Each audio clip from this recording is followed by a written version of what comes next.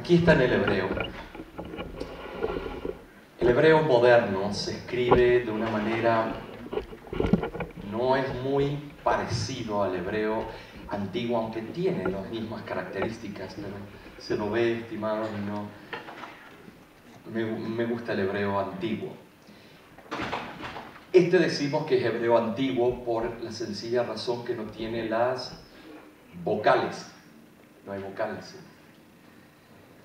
Pero esto significa fiesta, Rosh Hashanah, que esto es trompetas, trompetas. Ahora llegamos a los días terribles. Los días terribles eran llamados así porque eran las fiestas del juicio. No podemos llamarlo fiestas, pero se los llamaban así. Todo comenzaba en Tishri, el primero y segundo día. Más adelante hicieron ese mes. Hasta el día de hoy los judíos llaman el mes de septiembre y octubre el principio del año nuevo. Pero bíblicamente están equivocados. Que me perdonen, porque Dios nunca dijo que iba a ser entre septiembre y octubre. ¿Y por qué lo cambiaron? Porque querían hacerlo en el día del juicio, que termine todo y que al siguiente día comience todo. Pero se equivocaron. ¿Por qué? Porque Dios dice: el que cambiare una tilde o algo de la profecía, yo sacaré su nombre del libro de la vida. Y el que añadiré las 7 postreras plagas. Pero como ese versículo está en el Nuevo Testamento, no los podemos culpar porque ellos no leen el Nuevo Testamento. Pero va a llegar un día que lo van a leer, lo van a entender. La fiesta de las trompetas y el día de la expiación comenzaba en el 7º mes, primer día. Y el shofar era un cuerno que daba vuelta y podía sacar varias notas. Ya van a ver todo cómo era. Empezaban a sonar diferentes notas a diferentes horas del día y se tocaba más de 100 notas en esos 2 días. En la antigua fiesta de las trompetas sonaban las trompetas por 9 días. Anunciando en esos 9 días usted tenía que confesar todos los pecados a Dios, hacer todos los sacrificios y anunciaba la venida del juicio. Usted tenía esos 9 días para hacer sus últimos arreglos. Cuando usted escuchaba esas trompetas, señores, temblaba. Y llegamos entonces, y eran tan diferentes de todas las otras festividades, se llamaban los días terribles. Y ahora vamos a ver algo impresionante. Al anochecer de la víspera, el shofar, el cuerno o la trompeta de cuerno, se toca durante la plegaria matutina. ¿Matutina cuándo es? ¿En la mañana o en la tarde? Mañana. Muy bien. El sonido de este cuerno, casi siempre de carnero, llama a los judíos a la meditación, al autoanálisis y al arrepentimiento. Se tenían que autoanalizar y arrepentirse. Es el primero de los días del arrepentimiento o de la introspección. Usted se inspecciona a sí mismo. De balance de los actos y de las acciones realizadas, de plegaria y sensibilidad especiales. Y se decía así en el hebreo: Aseret Yemei Teshuvah, que terminan con el Yom Kippur, día del perdón. ¿Ok? Entonces llegamos a este punto. Aquí vemos el pan de los judíos, que lo venden, es así cruzado, parecen nudos. Lo que se llama jalá, es medio dulzón. Costumbres. Se acostumbraba a orar en la sinagoga. ¿Por qué se hicieron sinagogas? Porque el templo de Jerusalén había sido destruido. Entonces, después de la destrucción, hasta el día de hoy son sinagogas. Ya no son tabernáculos hasta que se tire el templo de Omar y se haga el templo de ellos. Donde se tocaba el shofar. ¿Ok? Comidas festivas con jalá. Suelen ingerirse auspiciosos alimentos como manzanas bañadas en miel. Esta es la comida de septiembre, mitad de septiembre a la primera semana de octubre, manzanas bañadas en miel. Quise ir a Seattle, no me dio tiempo por los problemas que aparecieron. Iba a ir a un lugar de judíos ortodoxos que me iban a vender esto y le iba a hacer probar, pero voy a tratar de hacérselo probar el miércoles que viene. Voy a traer varios de estos panes y voy a ver cuántas manzanas me da el dinero. Y entonces, bañadas en miel, esto sí no voy a traer. Pescado y granadas. Pero esta no es solo bañadas en miel, sino tienen como un incienso. Es exquisito. Así como nuevos frutos en la segunda noche. Esos primeros 2 días de la fiesta de las trompetas no se trabajaban, eran considerados Shabbats. Y ahora veamos, y aquí viene lo interesante. El shofar, el cuerno del carnero, ¿cómo se lo sacaba? Tenía que ser un cuerno de un carnero ya de años, anciano. ¿Qué pasa con el carnero cuando pasan años? Se va dando vuelta el cuerno y los sonidos son mejores. Después se le saca todo lo de adentro. Y ahora miren, una de las celebraciones más importantes de esta fiesta es escuchar el sonido del shofar en la sinagoga. Ay, hermano, tengo una grabación. Voy a ver si el miércoles que viene lo hacemos. Un total de 100 notas sonaban cada día. 100 notas. Y así era. Hay 4 tipos diferentes de notas del shofar. Número 1, el tequía. Por eso yo le estoy diciendo que hay lugar para las panderetas, hay lugar para los tamboriles, hay lugar, pero no dentro del tabernáculo, no dentro del templo. No hay lugar para ninguno. Sí, hermanos, el libro de Salmos dice que hay lugar para todo. Y no para tocar cumbias, no para tocar el rap o lo que sea, no. El lugar de esos instrumentos era para música sacra, no para música de salir saltando como piojo. No, era música sacra. Pero no adentro del tabernáculo. Noten cuál era el instrumento que se usaba en las fiestas terribles. Amén. Una nota sostenida de 3 segundos. 3 segundos. Teruah Shevarim. Es 3 notas de 1 segundo aumento en el tono.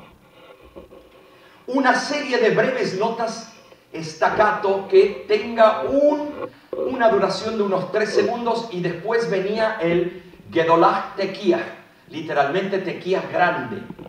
La explosión final en un conjunto que dura 10 segundos como mínimo. Todos los días de la fiesta de las trompetas se hacía eso, anunciando el día del juicio. Noten, estimados, todo esto Dios lo prescribió apuntando al porvenir, a la venida de su propio Hijo, Cristo Jesús. Todo esto tiene relevancia para nosotros hoy en día, claro que sí.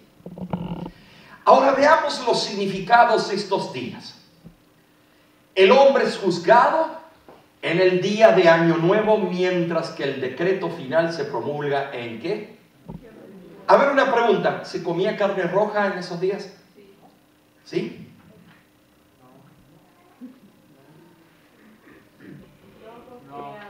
Manzanas bañadas en miel. Yo lo voy a seguir examinando para que ustedes bañadas en miel, pescado y granadas. No carne roja. No carne roja. Muy bien, seguimos. El hombre es juzgado en el día de Año Nuevo, mientras que el decreto final se promulga en Yom Kippur. El día de Año Nuevo se realiza el juicio de todo ser humano. Ahora estamos hablando al final de la fiesta de las trompetas. Se hace sonar la trompeta para anunciar al pueblo que ha comenzado un nuevo año eclesiástico. Por eso la iglesia adventista comienza sus puestos en octubre, porque de aquí lo sacan. Esta lo vamos a hacer porque un año fiscal. ¿Por qué? Porque el banco trabaja y las auditorías trabajan de enero a diciembre, y entonces crea un tremendo lío. No significa que la iglesia se va a perder por eso, pero así fue. Y para advertirles que cada uno debe examinar su vida estrictamente y corregir. Toda persona debe revisar su conducta y arrepentirse de sus pecados antes del día del juicio y tener clara conciencia, hecho irrevocable, de que la justicia de Dios se aproxima. Esto es sacado directamente del Talmud. El juicio queda en el suspenso desde Rosh Hashanah hasta Yom Kippur. Si el individuo se arrepiente, es colocado con los justos para gozar de una vida feliz, pero si se mantiene indiferente, queda con los impíos y es fulminado inmediatamente. En aquel tiempo tenía que ser sacado a 500 metros del campamento y apedreado allá al final. Ahora, el día de la expiación. Y aquí viene, porque esto es tremendo. Era único día del calendario litúrgico en que se exigía ayuno total. Probablemente hace referencia a ese día el libro de Hechos, el apóstol Lucas o Pablo lo está diciendo. Ayuno total. Hay 3 tipos de ayuno que hoy en día se practican: de 12 de la noche a 12 de la noche el otro día, de salida de sol a puesta de sol, o de puesta de sol a puesta de sol. ¿Cuál es el que Cristo hacía? De puesta de sol a puesta de sol. Pero estos 3 se utilizan por si alguien sufre de diabetes o lo que sea, pueden todos participar, algunos menos horas, otros más. ¿Ok? Entonces, era el único día aparte del sábado semanal en que se prohibía todo trabajo secular. Era el único día que el sumo sacerdote entraba en el lugar santísimo que se llamaba Kodesh Kodashim. ¿Ok? Era el único día del año en que se efectuaba la purificación del santuario. ¿Se acuerdan que se asperjaba sangre en la cortina que separaba el lugar santo del santísimo? Todos los días del año se llenaba lleno de sangre coagulada y estaba ahí todo putrefacto pegado a la cortina. Venía Dios y hacía un trabajo de tintorería. Purificaba todo, limpiaba todo, quedaba spotless, como se dice en inglés. Era el único día que ocurría eso. Era el único día, aparte del sábado semanal, que se designaba con la expresión Shabbat, Shabbatón, sábado de sábados. Esto es en el hebreo. Sábado de sábados. Esto es en plural. Shabbat, Shabbatón. Ok, miren ahora. Y ahora empieza lo bueno.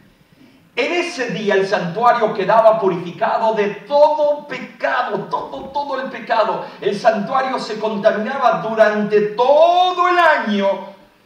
Y hay 2 purificaciones. Una temporal, que es la del pecador, y otra de un carácter más abarcador. Y ahora vamos a ver cuál era la purificación. Si no, no vamos a entender la fecha de 1844. Comenzamos hoy. Una obra de juicio. Respecto a cada creyente se hacía una decisión irrevocable. La de mantenerlo adentro del pueblo de Dios o separarlo de él a 500 metros fuera del campamento. Esa era la forma que nosotros en la Junta borramos a alguien. Cuando se separaba a alguien y se lo borraba, literalmente se lo borraba del mapa. Por eso yo veo hoy con mucha liviandad eso de estar borrando. Mucho cuidado, porque a mí me preocupa más, no tanto que lo borren aquí, sino que me borren allá. ¿Y quién le ha dicho a usted que si lo borramos aquí, allá Dios lo borra? que no tiene esas pruebas alguna en la Biblia. Cuando se utiliza Mateo 16, 18, y lo que ligares aquí será ligado en el cielo, y lo que atares aquí será atado en el cielo o desatado en el cielo. Señores, cuidado con ese versículo, porque esa es la caída que ha tenido la iglesia de Roma, que piensa que cuando echó a alguien, habló Dios aquí en la tierra y allá también lo echaron. Pero ¿cuándo es que una persona va a ser borrada de los libros? De acuerdo al libro de Apocalipsis. Cuando se cierre el tiempo de gracia, cuando se tire el incensario, cuando pase el juicio investigador por usted. Mis hermanos, no tenemos nosotros esa fecha. Si se le daría a una iglesia el derecho de borrarlo de los libros del cielo y de luego volverlo a poner, es un jueguito que estamos haciendo con Dios. Eso no podemos estar haciendo. Teológicamente no tiene sentido común. Ahora, tampoco nos vayamos al extremo de que, qué bueno, ahora no borramos a nadie. No, porque en toda casa hay reglas y el que no las cumple, aunque no son para salvarlo a uno, pero son reglas que mantienen el orden. Y esas reglas deben ser cumplidas. ¿Ok? Está bien, ya dejamos eso a un lado. Ahora miren, vemos aquí, día de erradicación del pecado. La ceremonia del macho cabrío constituía la culminación del pecado cuando se mandaba a Azazel al desierto. El sellamiento ocurría todos los años, el séptimo mes, el 10º día. Es el decreto del cielo sellado donde su destino es decidido. Ok, vamos a ver. Aquí viene. El sacrificio continuo, de acuerdo a Números 28:3, que era un holocausto repetido diariamente cada mañana y cada tarde sin intermisión, con sus libaciones y ofrendas vegetales. Eso ocurría todo en el día de la expiación, continuamente, cada hora se estaba haciendo un sacrificio. Los sacrificios exclusivos del día de la expiación, consistentes en animales que se daban en holocausto y animales que se sacrificaban en expiación, 15 en total, 15. El sacrificio culminante del día consistía en elegir 2 machos cabríos. Se tiraba las suertes, era como un estilo de dados, pero no eran dados. Se tiraba, uno era el símbolo del Mesías que quita el pecado del mundo, y el otro era símbolo de Azazel, el tentador, el verdadero culpable. ¿Ok? ¿Por qué el que era símbolo de Cristo se lo mataba?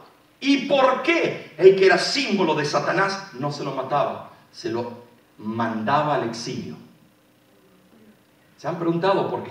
Porque eso era una representación de lo que realmente significa la crucifixión de Jesucristo y el destino del enemigo. Muy bien. Estimados, Azazel no se lo podía matar porque él no iba a ser el sustituto por nuestros pecados. Se lo tenía que desterrar para que sufra las consecuencias en el desierto de la soledad. Lo que va a ocurrir en el milenio. Entonces, ahora, miren lo que dice. Pero el dramatismo del ceremonial llegaba a su clímax cuando el sumo sacerdote salía del lugar santísimo y depositaba los pecados sobre la cabeza de Azazel. Ok, vamos a ver. Aunque no se puede describir la obra de juicio como si fuera un proceso contable, debemos señalar la existencia de libros que registran nuestras vidas exactamente delineadas como la placa de un fotógrafo. Y ahora vamos, los que tengan sus Biblias aquí. Daniel 7, 9 al 10. ¿Quién es el primero que lo puede leer? Daniel 7, 9 al 10. Vamos a leer. Daniel 7, 9 al 10. En plural. ¿Qué es lo que dice ahí? Sí. Ya. Estuve mirando hasta que fueron puestos tronos y se sentó un anciano de días cuyo vestido era blanco como la nieve y el pelo de su cabeza como lana limpia. Su trono llama de fuego y las ruedas del mismo fuego ardiente. Un río de fuego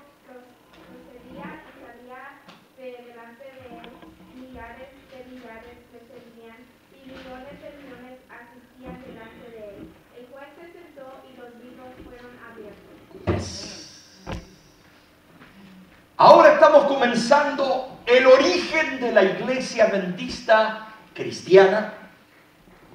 Estimados, ¿por qué digo cristiana? Porque algunos no saben diferenciar que nosotros lo que tenemos como cabeza de la iglesia es Cristo Jesús. Para que no te confundas, es Cristo. Entonces, y los libros fueron abiertos, el comienzo de una obra de juicio que vamos a empezar a estudiar y por fin vamos a empezar a entender la piedra de Daniel 2 y vamos a empezar a estudiar claramente todo el proceso del juicio. Ahora, Éxodo 32, 32 al 34, vamos a leer. ¿Quién me lo puede leer? 32 al 34. Sí, fuerte. Sin embargo, yo te ruego que les perdones su pecado, pero si no vas a perdonarlos, bórrame del libro que has escrito. El Señor le respondió a Moisés: solo borraré de mi libro a quien haya pecado contra mí. Tú ve y lleva al pueblo al lugar del que te hablé. Delante de ti irá mi ángel. Llegará el día en que deba castigarlos por su pecado y entonces los castigaré.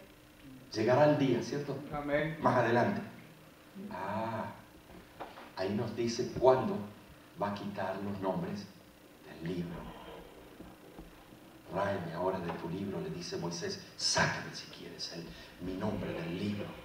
Y él dijo, no, llegará un día que yo voy a hacer esa obra. Y no es la iglesia de Fairway que hace eso. No es la iglesia de ahora. No es ninguna iglesia que se crea que son jueces. Sí, pero nos dio los juicios a nosotros. No, nos dio las pautas para tener una casa en orden. Amén. Pero usted no es el juez, ni yo tampoco. Ahora, mire.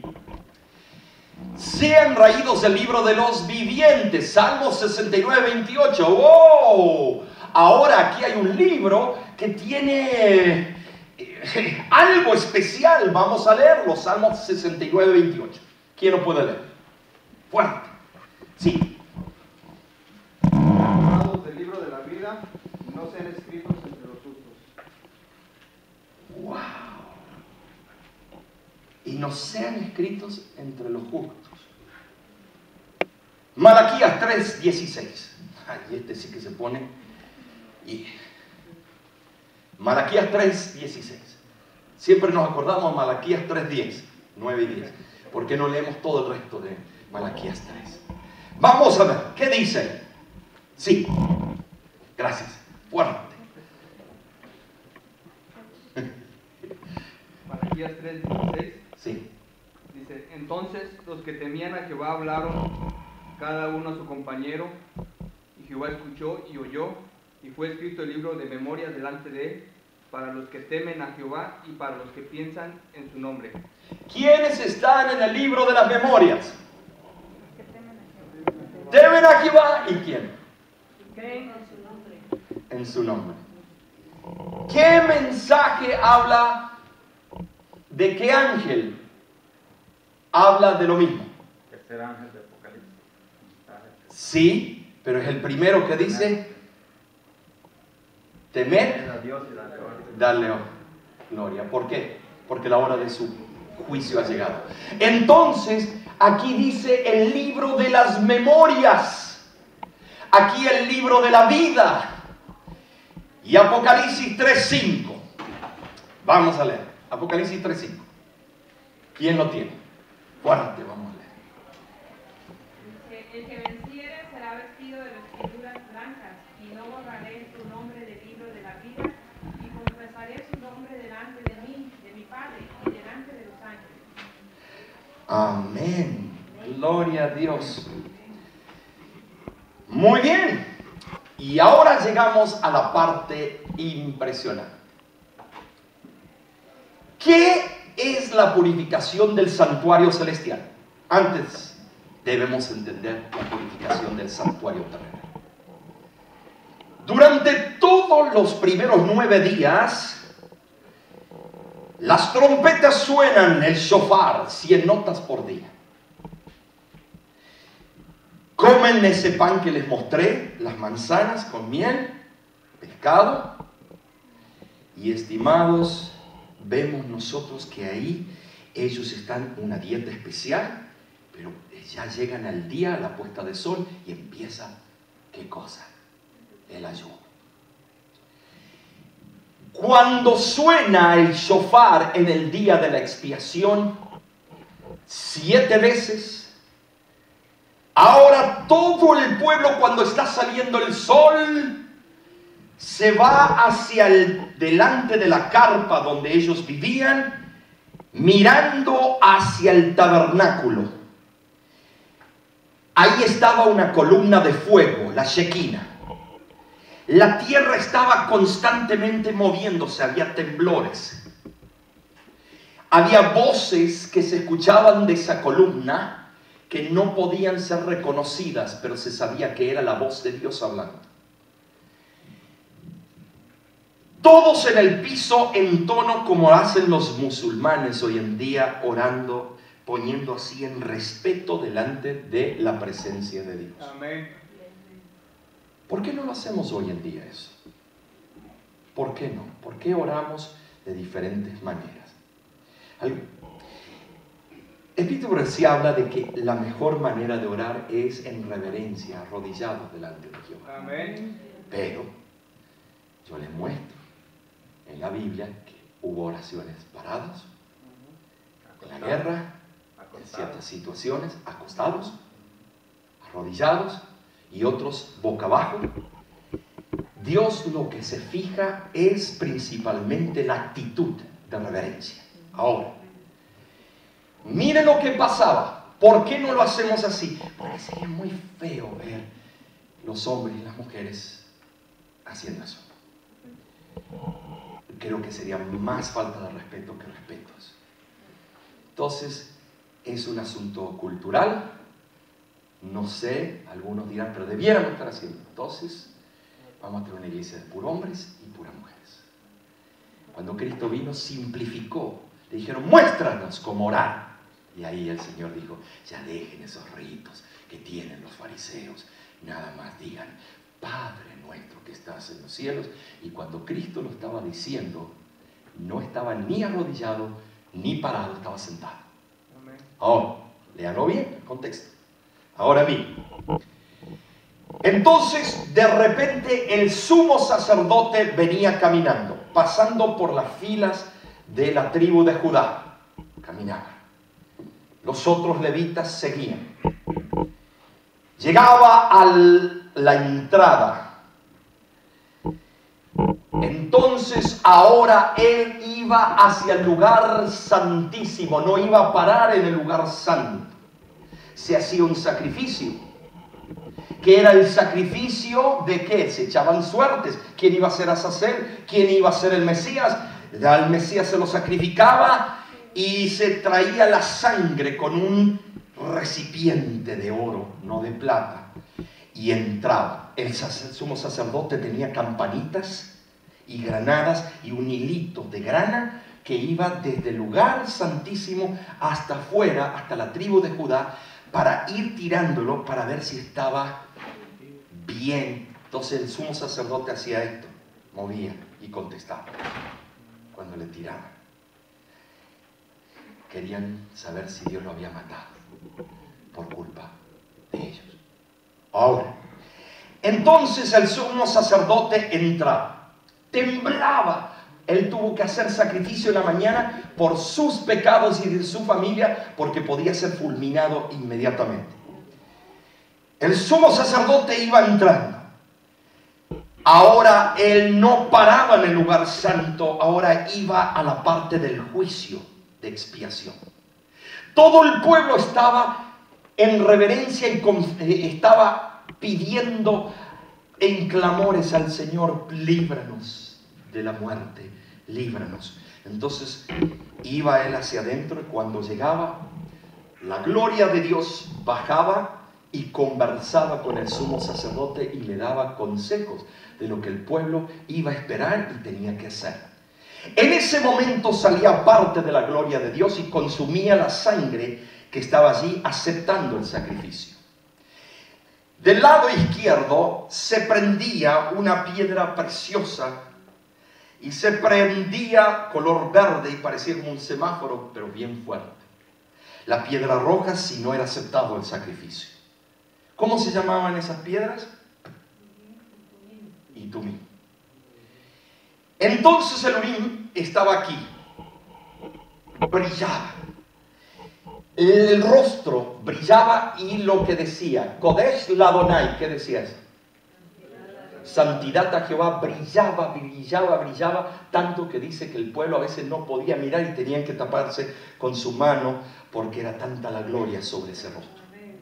Ahora mismo, conversaba.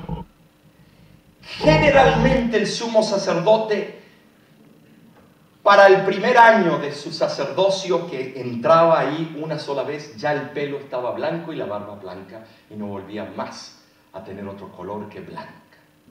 Porque la gloria de Dios hacía que todo se transformara en blanco. Eso lo encontramos claramente en el libro de Levíticos. Cuando Aarón salió, dice que su barba era ya completamente blanca y su cabellera completamente blanca. ¿Ok? Entonces, cuando él salía, iba con el plato de esta manera. Cuando él llegaba, se paraba en la parte más alta del altar y decía, consumado es. De ahí sale la palabra de Cristo, consumado es. Todavía nadie se levantaba. En ese momento, él regresaba y decía, y ponía las manos, todo por tu culpa, tú eres el emblema de la caída de tu pueblo y de toda la raza humana. Toda la culpa te la traspaso a ti. Todo es por tu culpa, gran acusador. Azazel, te destierro. Lo agarraban a ese macho cabrío, lo llevaban lejos, en una parte remota y se quedaban algunos cuidando para que en los próximos días nadie lo agarre para llevárselo a su rebaño.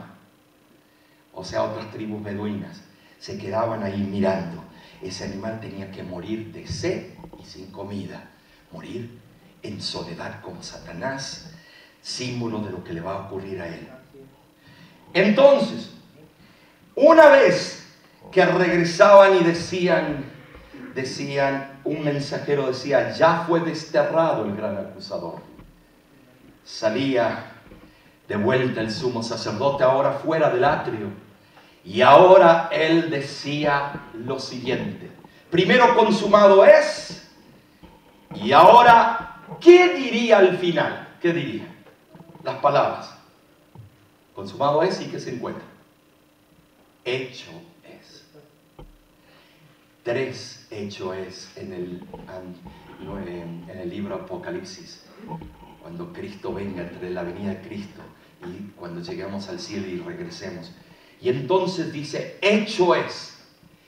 Y ahora decía, la paz de Jehová, la paz del Elión, os santifique, pueblo de Dios, habéis sido santificados, habéis sido justificados, santificados, y ahora la gloria de Dios con su pueblo. Amén. Se levantaban todos con un brinco y empezaba ahora a sonar las panderetas, los tamboriles, las guitarras.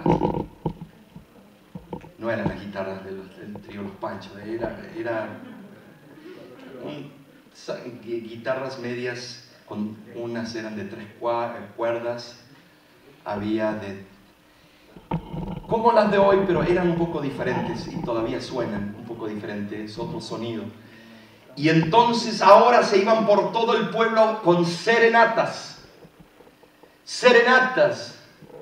No se cantaba me acuerdo en una serenata uno de los hermanos que cantaba muy bien, vamos a cantarle a nuestras esposas y novias.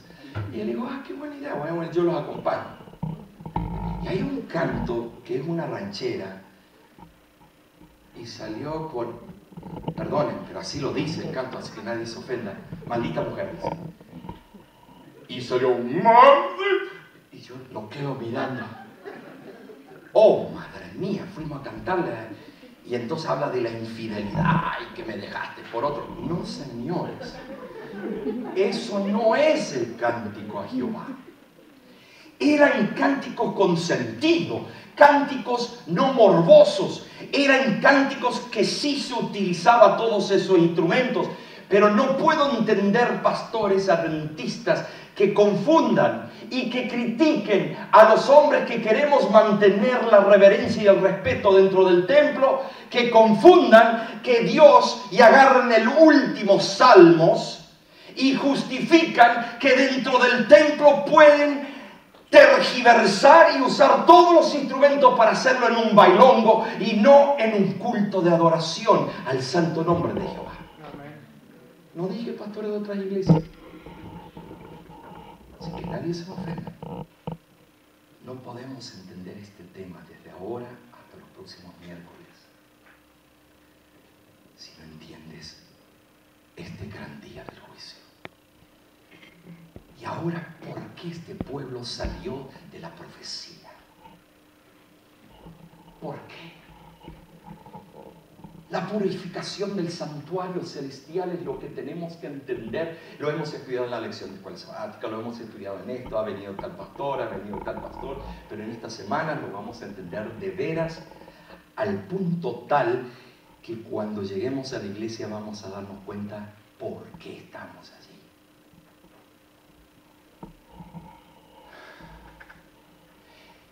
¿Puede haber algo que purificar en el cielo? Primer pregunta. ¿Hay algo que purificar en el cielo? No. ¿Qué hay que purificar en el cielo? Si allá todo es sin pecado. Están allá en el cielo. Simbólicamente, como estaban los pecados allá en el día de Yom Kippur. Tremendo. Entonces, pastor, ¿por qué hay un santuario allá? ¡Qué bárbaro! Ya saben con quién hablar cuando... Sí, porque nuestros pecados todavía simbólicamente están ahí. ¿Están ahí? Sí, simbólicamente. Ahí está el problema, simbólicamente o realmente. Vamos a ver. Esperen, no lo conteste todo. Miren. En el 9º capítulo de la epístola de los Hebreos se habla claramente de la purificación de ambos santuarios, el terrenal y el celestial. Según la ley, casi todas las cosas son purificadas con sangre. Y sin derramamiento de sangre no hay purificación. Fue pues necesario que las representaciones de las cosas celestiales fuesen purificadas con esos sacrificios. Pero las mismas cosas celestiales con mejores sacrificios que estos. ¿Cuál fue el mejor sacrificio de todos en esta noche? La preciosa sangre de ¿quién? Cordero sin mancha. ¡Qué hermoso! Hebreos 9, léanlo conmigo. Porque según la ley casi todo se purifica con sangre y sin efusión de sangre no hay perdón. Cristo purifica el santuario celestial. Fue pues necesario que la copia de las realidades celestiales fuese purificada con esos sacrificios, pero las realidades celestiales mismas requieren mejores sacrificios que estos. Apocalipsis 22:12.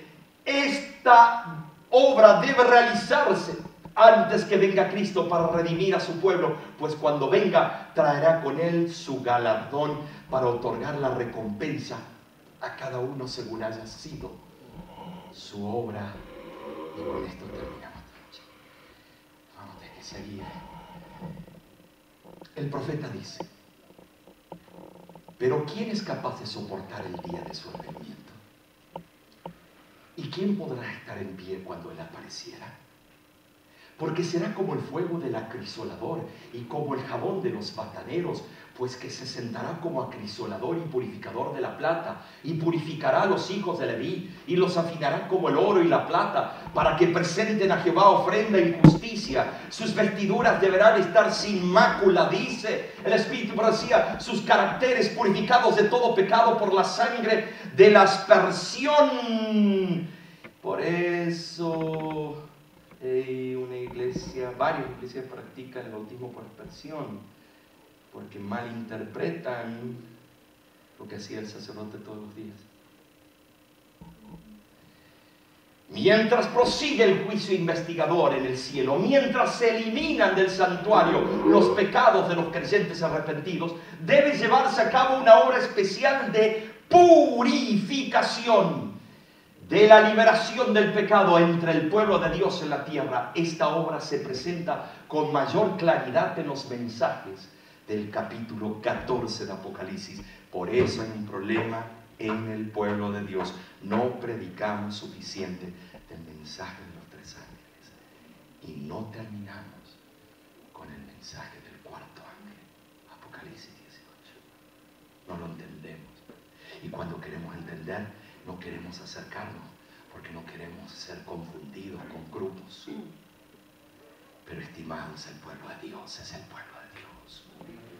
El pueblo de Dios tiene que entender el primer mensaje, el segundo, el tercero, y el 4º es el resumen, es la obra final, es la expresión, es el resultado de una ecuación de 3 dígitos. El 4º ángel no se habla. Apocalipsis 18. En estas próximas semanas, ya ahora nos metemos de lleno. Ay, que va a estar bueno. Ay, yo quiero seguir, pero no, dejémoslo. Mis hermanos, Cristo viene.